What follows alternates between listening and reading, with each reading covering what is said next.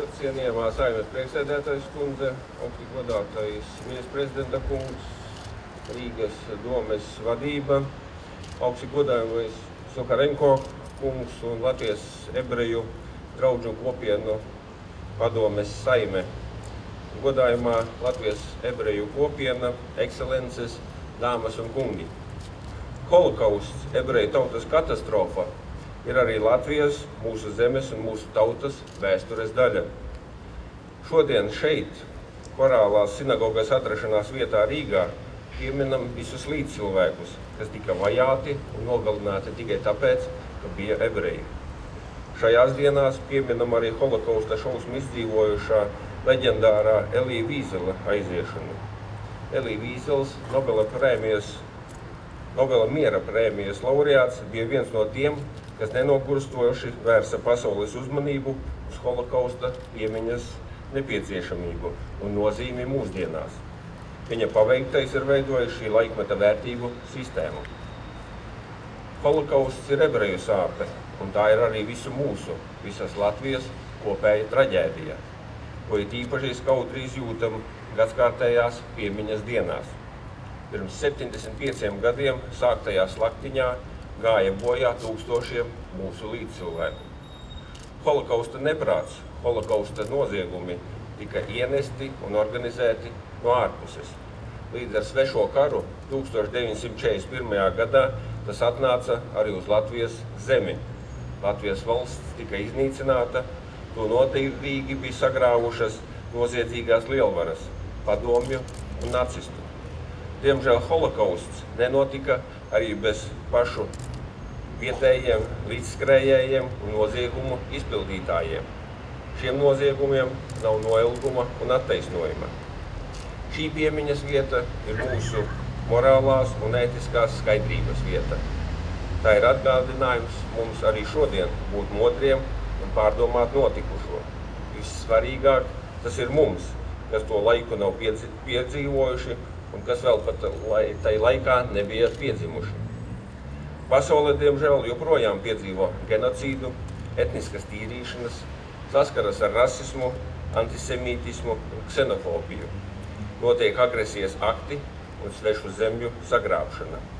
Tāpēc mums joprojām ir pilnībā jāizzina tā laika notikumi un jāatceras arī tā laika varoņi, ebreju glābēji.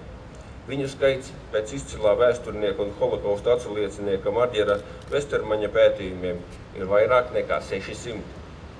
Vestermaņa kunga dibinātais muzejs Ebreji Latvijā, ko šodien apmeklēšu, ir nozīmīgs dokumentācijas centrs, kas glabā tūkstošiem vēsturisku vienību. Mums visiem ir nozīmīgi, ka šīs liecības neizzūd un tiek nodotas tālāk. Muzejs saglabā bojā gājušo piemiņu. Svarīgi, ka tas apzina arī cilvēkus, kuri neskatoties uz nežēlīgo nacistiskās Vācijas režīmu, patiesām dzīvības briesmām sev un savām ģimenēm, holokausta laikā glāba līdzcilvēkus, glāba ebrejus. Šodien viesošos arī Žaņa Lipkas muzejā Ķīpselā, kas glabā liecības un atmiņas par šiem drosmīgajiem cilvēkiem.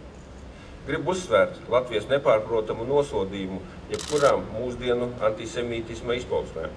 Latvijas tautas nostāja šajā jautājumā tika apliecināta deklarācijā par genocīda un antisemītisma nepieļaujamību Latvijā, vienā no pirmajiem dokumentiem, kas pieņemti pēc Latvijas neatkarības iegūšanas. Tomēr ikdienā joprojām redzam, cik trausla ir izpratnes robeža par citām kultūrām un reliģijām. Katram jāapzinās ir sava atbildība, ja tiek sludināti aicinājumi uz neiecietību un naidu. Karš un okupācijas pagājušā gadsimtā bija noziegumu virkne, kas izdzēsa cilvēku dzīvības un sagrāva valstis. Tikai patiesība ir īstenis spēks, un tā ir jāzina mums visiem. Tikai ar patiesību un godaprātu mēs varam pārvarēt šo traģēdiju un iet tālāk. Mūžīga piemiņa ebreju un visas Latvijas holokausta traģēdijas upuriem.